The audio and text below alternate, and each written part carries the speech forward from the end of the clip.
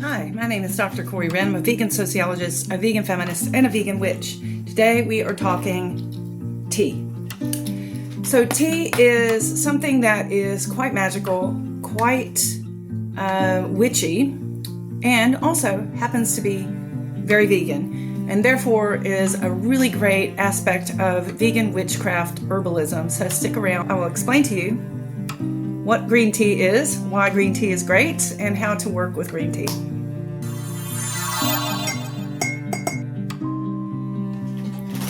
So depending on what part of the world that you live in, tea will have various cultural meanings to you. I am an American living in the UK, and I have always been a major tea drinker, but here in the UK it is a serious way of life.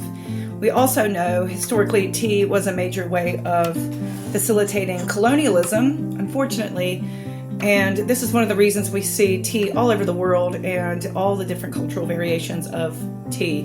Here in the UK, I'm drinking a very potent mix of oat milk and black tea, which is not the topic of today's video, but just going to show like what different varieties and different levels, really this is on the other side of the spectrum from today's video. But I just wanted to start just for a moment at the basic, more familiar type of tea that most people in the West would be drinking normally. And so black tea is basically a very processed variant of the once live green tea leaves. And they come from different parts of the world, such as India, China. But when it gets to us here in the West, usually it is very dark. It has really been denatured in a lot of ways, and so it doesn't really have a lot of the medicinal properties that tea can offer us. And also, for a lot of people in the West, they tend to put dairy milk in their tea, which means it not only is adding cholesterol and pus and blood and fat into your otherwise herbal brew, but dairy milk is very, very much so dead magic, bad magic, and really is adding an essence of severe systemic violence against cows into your beverage. And that is not very vegan and definitely not very good witchcraft. So moving away from the black teas, I do enjoy a black, and by the way, I never ever drank black tea until I actually used to live in Ireland, and it was just everywhere. And it was such a culture shock to me because in the US we aren't as big at tea drinkers. I always grew up really drinking green tea and herbal tea, but most Americans do not drink tea at all. Also, I guess as a Southerner, we drink a lot of sweet black tea, but you know, that's not considered healthy in any way, shape, or form. That was always considered a nice treat, right? But basically, when I moved to Ireland, I started to try and incorporate some of the Irish culture and drink more of black tea. And that's why I'm kind of acculturated to it today. So when I did move to the UK, I wasn't so completely like knocked off. I think a bunch of American people, if they were to move to the UK, would find difficulty with the tea culture because it's just not big for us. We're more coffee people. Anyway, although I am drinking this today, I really only drink 1 or 2 maybe cups a day. I am a major tea drinker. I drink tea all day long, but black tea is not really a major one. I kind of consider a black tea like my morning coffee. I want a big hit of caffeine. I'll go for that. Okay, so black tea, maybe put that aside. It has a place. It's part of Western culture for sure. I don't usually actually, by the way, put anything in my tea. I like to drink it completely black, but putting oat milk in it is a new thing because my partner really likes that. I've been trying that more. But yeah, put that aside. That's probably not the healthiest beverage to be having. We're going to be talking green tea today. So let me grab my specimens.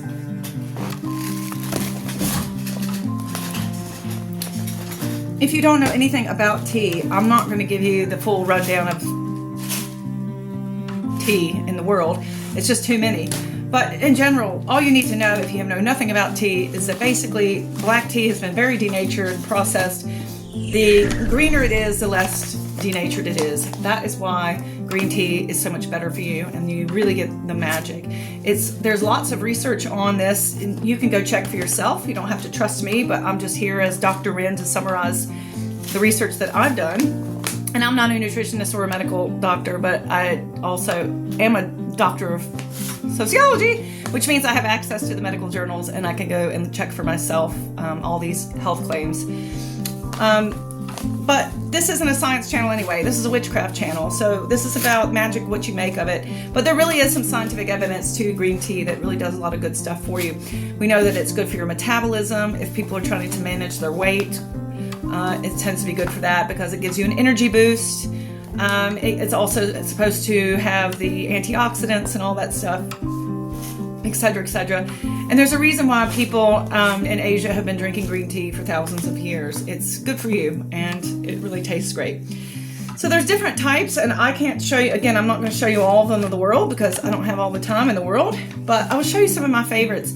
So one of my go-tos is a Japanese sencha, and this one is a very grassy one. And you can see in there, this camera is quite dark, but this is a darky, sort of almost a roasted green tea, and it gives you a really bright cup of green tea, and I really like it. And I go hard on this. I do not like to reuse my tea leaves because the flavor goes, and I also like to use a lot of leaves because I like a good strong flavor to where it feels like it's cleansing your mouth almost. And by the way, green tea can do that. I used to take Chinese lessons when I was in university, and my Chinese instructor would also teach us about culture. And she says that one of the things that green tea was done historically in China is if you ran out of dish soap, you could actually wash dishes with green tea because it does remove oils and fats and grease. So there you go. You can imagine what that's doing in your body as well, good general cleanse. Another go-to that I really love is Dragon Well. This is a Chinese tea, and it is big fat leaves and very green as well, much greener than the sencha. And this is probably my favorite. These two, sencha and Dragon Well. This is like my favorite smell in the whole wide world. I love this tea so much. This is actually probably my favorite, and then sencha is a very close second. Why do I have massive amounts? Because it was just recently, as I'm recording this, Black Friday, and I'm stocked up for the year. So it's way cheaper to buy in bulk. I think each one of these was about 20 quid, and that's a year's worth versus buying, little bags here and there, which quickly surpasses 20 quid. So I do recommend if you're trying to do some tea magic. And by the way, I'm not sponsored by this company at all, but one of the things that I had to do when I moved to the UK was find a new tea supplier. And it's, in fact, very, very difficult to find good quality green tea in bulk loose leaf like this. If it tastes funny, if it doesn't have a nice rich aroma, complex flavors, it's probably cheapo tea. Try a different company. I had to try several companies before I found the Tea Makers of London, and this is good quality tea. So I do stand by this company. I've been buying from them for a very long time, but it was a major disappointment for me when I moved to the UK and I couldn't just pick up like I had been in the US. I had a company in Colorado I ordered from. But yeah, if you don't like the taste, it may be that you're drinking poor quality tea, and that's not good. It's not worth it at that point. I have a friend, by the way, who has a PhD in tea, biology, anthropology, something like that. She works with people in tea, and she once told me, like, life is too short for bad tea. Get the good tea. But anyway, try to save yourself that and do a good quality brand. So I was actually, for this video, consulting one of my favorite magical herb books, the Scott Cunningham's Encyclopedia of Magical Herbs. He doesn't really talk about tea in this, but in fact, tea is one of those quintessential herbal magics of the witch's cupboard. And as I mentioned earlier, this is quite simple. You're basically taking plant magic. You're taking plants that have been carefully cultivated to absorb the sun's energy and the soil's energy, and they are carefully processed, hopefully not very much, in order to come to you. So when you're making a tea with that, you're taking in all that energy, and also the place magic as well. I think that's another. I know it's very colonial, the tea trade, but it is quite magical, I think, when I can taste teas from all over the world. In fact, we actually have some tea that's grown here in the UK. My friend got me some for Christmas a couple of years ago. It was grown in Cornwall, and that was really cool as well. So it's not just over there in Eastern countries, but actually tea is being made all over the world increasingly. Sadly, probably more so with climate change. But anyway, so this is one of those amazing things I think about plant magic, green magic, herbalism, and veganism, because we see that this is at the heart of magic and witchcraft. This idea of pulling the essence, the energy out of a plant, that's pulling, and the plant itself is absorbing that from, all the surrounds. But isn't that really what magic is in its most base level? You're taking these energies and that's been absorbed, collected from all the air, the ground, the sun, and you're bringing it into your own body, where then unseen magic is happening within your body, your digestive system, your cellular system, to create energy, vitality, growth, healing, a lot of that from green tea, from that chemical interaction, that unseen chemical interaction that's happening within your body. That is magic. So historically, we would not have known. People have been drinking green tea for thousands of years. People would not have known how drinking that, absorbing that into your body wouldn't create these magical effects. But they knew that it did, right? Billions of people have been doing it for a very long time. Nowadays, we have the science to explain, well, here's how the antioxidants work, and here's the vitamin C that's doing this, or whatever it may be. But at the end of the day, the average person like you or I can still go and look at those medical journals. But when I'm drinking that, it's a magical experience. The magic is happening unseen and not quite understood to me. That is at the heart of magic, I think.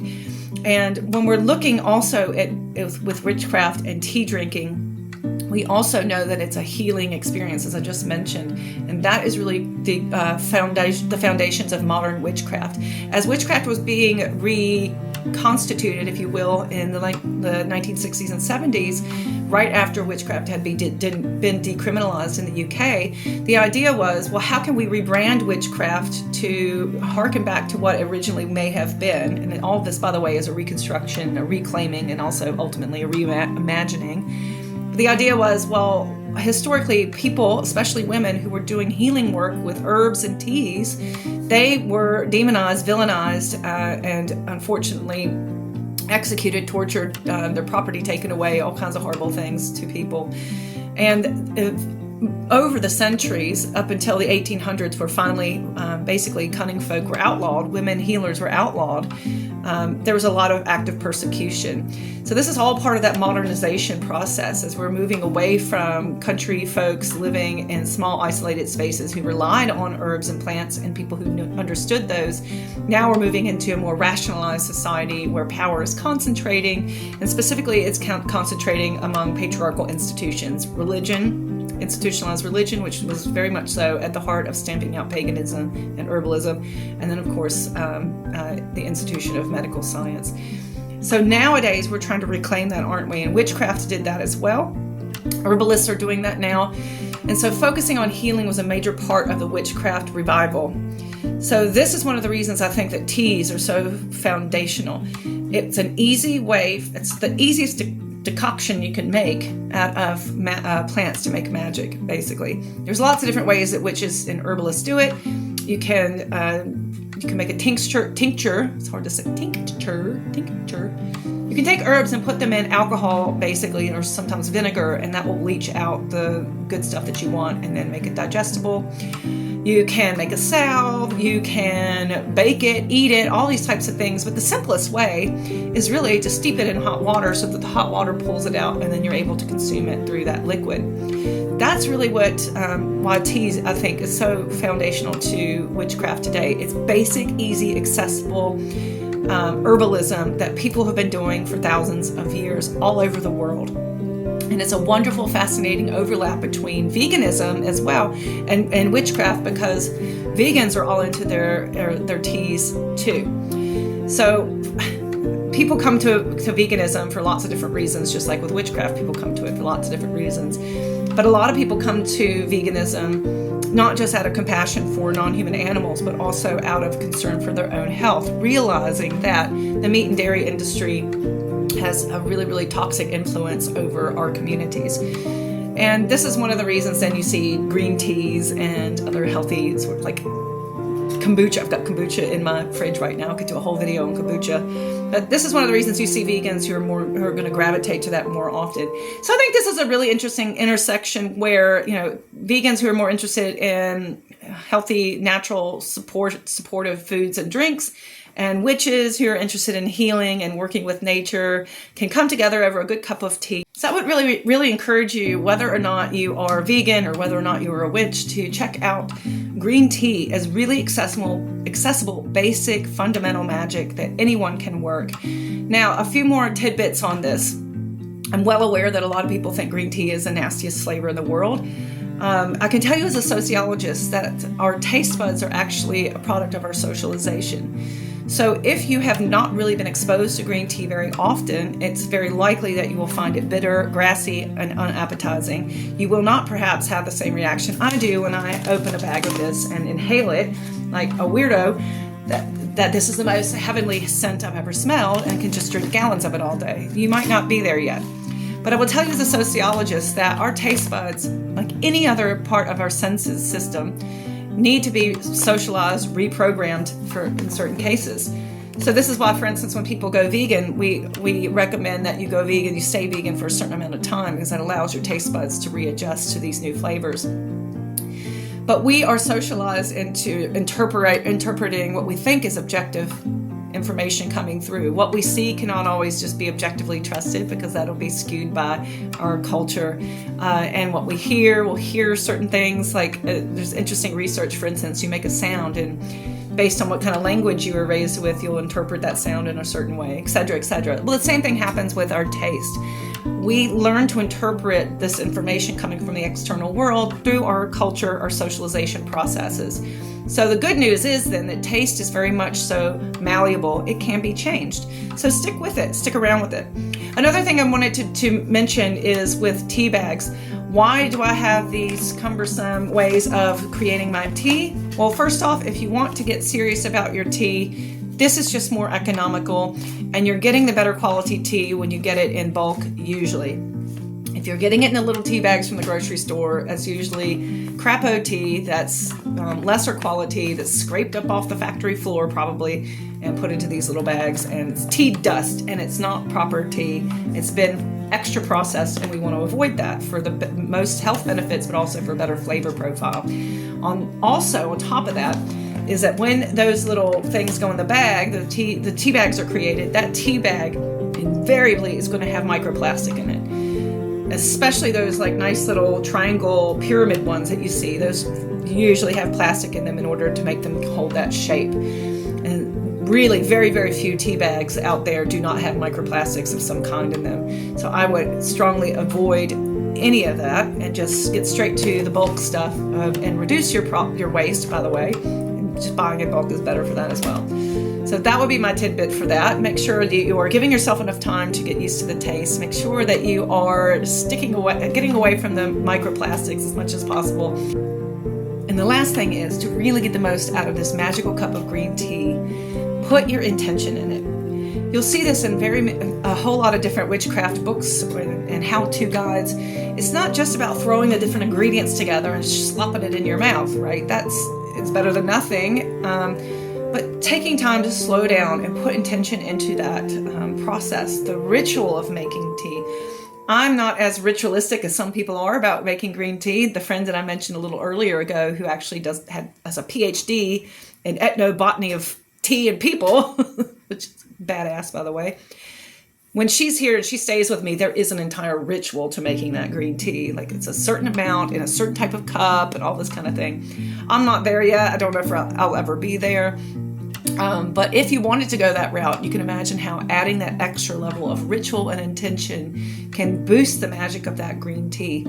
Because now, not only are you getting the energizing, stress relief, antioxidant capacities of that green tea, but in that process of the ritual, you're also doing a micro meditation and having positive inner dialogue. And that is also very foundational to good witchcraft. So there you go. We're not talking about herbal teas today. We're not talking about black tea today, but we are talking about the magic of green tea, which is scientifically evidenced to be very effective for all different aspects of our physical health, our cognitive health, and can also very easily overlap with people in the vegan community's needs or interests in healthy eating, but also very much so is good old-fashioned witchcraft, and then it's a basic, fundamental, global, accessible bit of plant magic. And no animals are harmed, because if you're trying to put cow's milk in this green tea, I will call the police. Keep it witchy, y'all.